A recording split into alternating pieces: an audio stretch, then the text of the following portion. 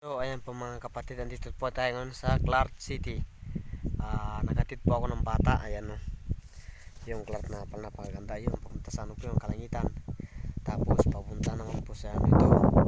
Umikot lang ako tapos papuntang Gayaman 2 hanggang Gayaman 1 po yan.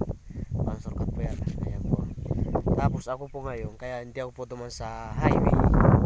Kasi yung motor na ginagamit natin po, walang preno. Ayan, pakita ko sa inyo.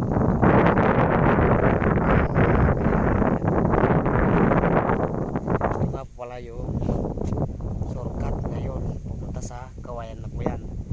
So daan po ako dito sa shortcut na to. Lusot ko ng to, binahin na po. Kumbaga wala na akong madaanan na traffic. Pero kanina po nung una, duman po ako sa highway. Kaso nakakatakot kasi walang preno nga yung motor. Ayan po yung motor. Pakita ko sa inyo walang preno. Ayan o. Tingnan nyo nga pala yung preno nyo. Tinapakan ko. Ay pa pala pakiramdam pag walang preno yung motor. Pag ginagamit. Nakakatakot. Parang hindi ka na makakauwi sa pinuntahan mo. Na sobrang takot. Kaya ganyan. Ayan. Mas maganda na po ngayon dito yung Clark City. Kasi yung sa daan kasi nagawa na. Kaya ayan po. Dati po noon po yung bundok na po yun. Dati itong kami po naguling yung bundok na yan. Ayan. Tapos daan namin din po. Ito rin po yung dinanan ko ngayon. Bata pa kami. Kaya nakaka-inspire nga po itong daan na to eh.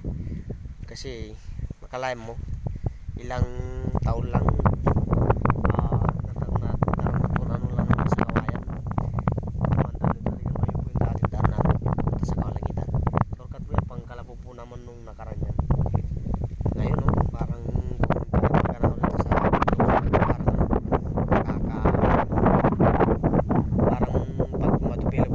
city nito nakamaligaw, lalo kung may building na po dito na tinatayo. Ayan, dati po yung sa tawag namin po doon yung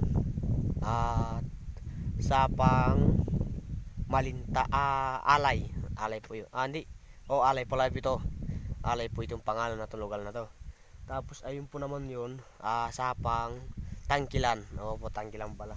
Tapos yung bundok na to, tawag po rito yung dulo na to, Kanuman na po yan, Kanuman.